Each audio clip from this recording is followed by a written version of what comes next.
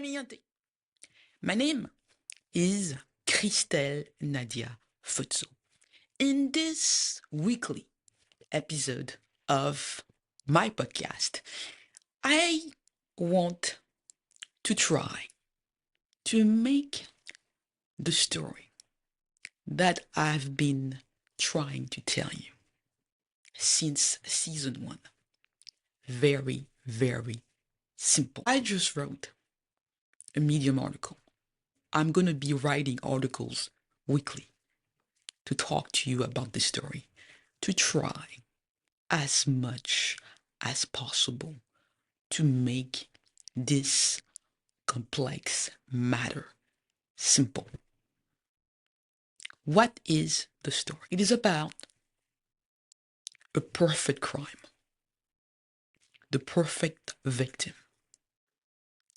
the perfect prey, predation, African wealth, Switzerland, and what is permissible even in 2025 when the subject, the person being victimized, is a physically challenged Black woman. The people I'm talking about, the people I'm talking to, thought that they were committing the perfect crime against my father, Victor Fotso. Fotso Victor, because he was an African billionaire. And as many of you know, with African wealth, there is always this stigma that it is badly acquired. It comes with the smell and makes it possible for people in Geneva and elsewhere to basically prey upon it, loot it. My dad died March 2020. To be exact, March 19, 2020. The official story. A man who was wealthy for over 5 decades. The official story is that everything is gone. Chaos. Many wives. The typical African story where the African, even though he had the experience, even though he was an organized, disciplined man. Again, never forget that we're talking about a man who came from nowhere, from nothing, who couldn't write or read, but who was able to become a billionaire. And yet, the official story is that he was so African, too traditional, a traditional African man, many wives, many kids, and that he basically wounded Africans that can't manage their own wealth.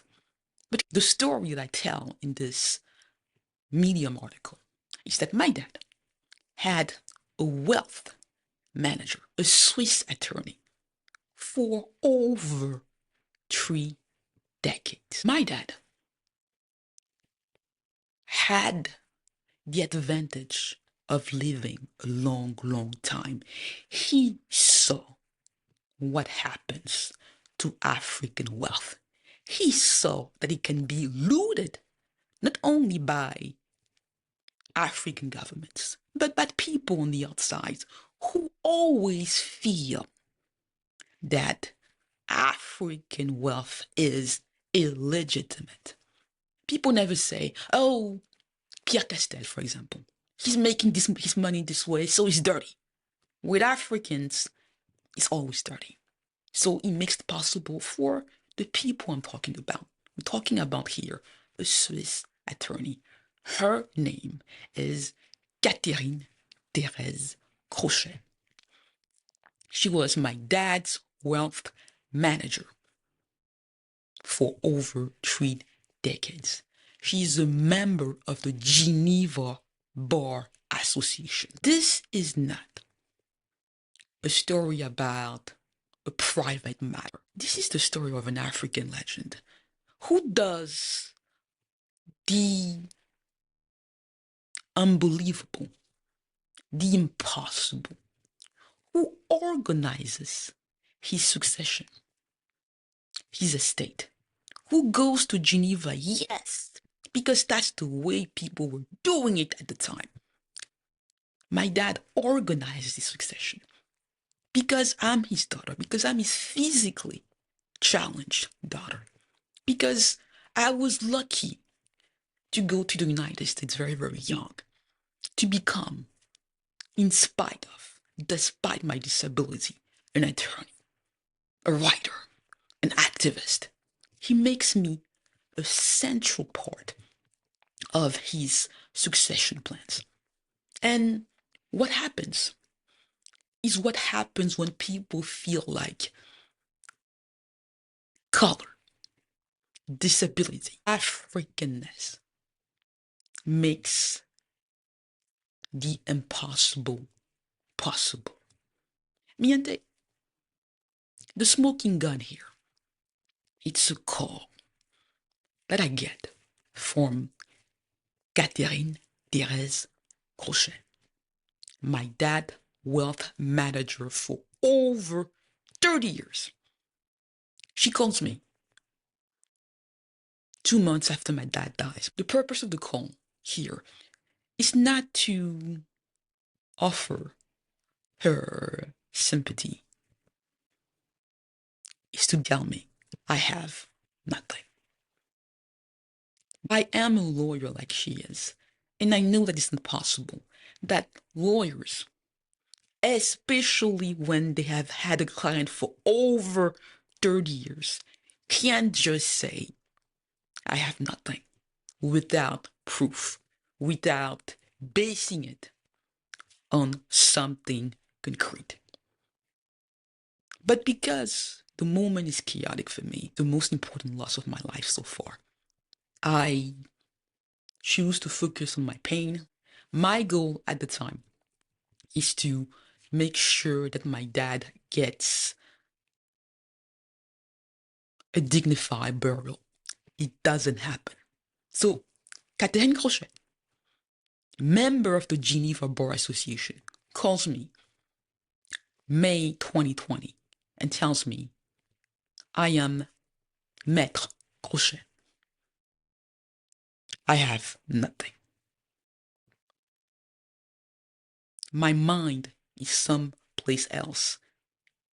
I don't question that. 3 years later, Miente, I see what is happening to me. My dad gets buried in the most undignified manner. Cameroon does its part as usual. The official story is that everything is gone. They do their best to make this a Cameroonian story, an African story, because they know that then people go, yeah, Africa. Africa is Africa. Disorder Africa. That's normal with Africans, this type of chaos. But I see also that there is an incredible financial violence that is being directed towards me. I start having all types of problem, not only with the District of Columbia Bar Association, but with the Brussels Bar, with Belgium and everybody else. And I don't understand what is happening because I think like an American. I told you last week that my resume, my American education has made me a target. So when I see what is happening to me, I keep telling myself this: disability matters. It is impossible that all of those institutions, administrations, can't know what is happening, can see what is happening and not do something. But mi gente, nothing happens. And I start to wonder why. Why is this happening to me? And I get information from whistleblowers, and I realize that the problem here is my data state. It's the fact that Catherine Crochet, Maître Catherine Crochet, lied. So I write her a letter I put on my social media. Her response, she takes a lawyer from her own firm and they threaten to sue me. And I say to her lawyer, who's been incredibly condescending, go ahead, make my day. This will give me an opportunity to tell the world what is happening here. So he says to me, okay, prove that you are Fotso Victor's daughter and that you are his heir. And I write back to this young attorney, very condensing, and I say to him, confrère, your client called me in 2020, acknowledging that I was Fotso Victor's daughter. Client has been a member of the Geneva Bar Association for over 30 years. And yet, she shared confidential information with me just to say I have nothing. And now, 3 years later, you are saying, prove to us that you are Fotso Victor's daughter and that you are his heir. He realizes how ridiculous that is and then switches strategies and says, okay, we're going to share some information with you, but you have to go to Brussels to one of our offices. That is one of the most vicious form of ableism. They know, because Catherine Crochet knows Belgium very well. She has a past there. They know that I am disabled. 2023. And they are asking me to do the impossible, to go to Brussels, to see some information. That is what I am talking about.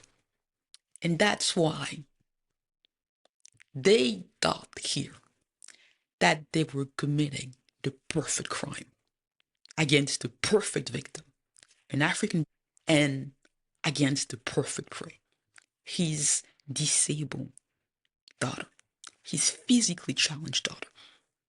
They weaponize my disability, financial violence, put me in a situation where I'm fighting everybody. Nobody feels that my disability matters. I'm being gaslighted because my dad had a friend, Pierre Castel, who's a French billionaire. I turned to him. Pierre Castel was my dad's business partner. I believe Pierre Castel was my dad's friend. So when all of this is happening, because he lives in Geneva, because he is incredibly well informed, I write to him. I'm expecting him, Miante, not to give me some charity, not to offer his compassion, but to be a little bit curious about what is happening to his friend's daughter. To be outraged that a Geneva attorney, Pierre Castel, lives in Geneva. So I expect him to be curious, to say, what is happening? Oh my God, what? Silence. Oh, niente. Catherine Crochet is just a part of the story. She's not the whole story. Since 2023, I've been able to investigate the matter and to realize that my dad left an estate that is worth billions of dollars. The proof here, Miente, is that I wrote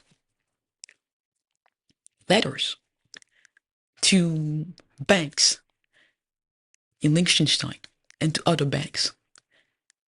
They haven't been able to ignore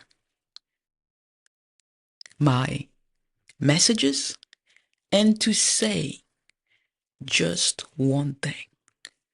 We never had a relationship with Fotso, Victor Fotso, and we don't know who you are. Do you know what the banks in Liechtenstein and elsewhere have been doing? They know that for 5 years, fraud has occurred, that a disabled heir was preyed upon. They can't deny that they have Fotso Victor's money, that they have Fotso Victor assets. They can't deny, Miente, that I am his heir. So what they're doing, they're continuing the same tactics as Catherine Crochet. They are weaponizing my disability. They are basically saying to me, come get us. This is not a fight just about my inheritance.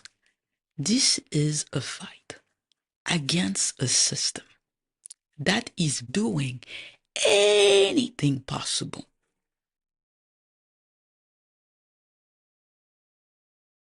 to make it extremely difficult, impossible for African wealth to go from one generation to the next. And here, my dad was the perfect victim, and they thought I was the perfect prey. They know they have my dad money. They have been using all type of ways to put me in a situation where I'm the one who's the subject. Weaponized disability. Institutional ableism. This is what this is all about. African wealth. A Swiss lawyer. International banks. Liechtenstein. Pierre Castel. And Geneva is supposed to be the human rights capital. I have a simple message for Catherine Crochet, for Pierre Castel, and for the banks here.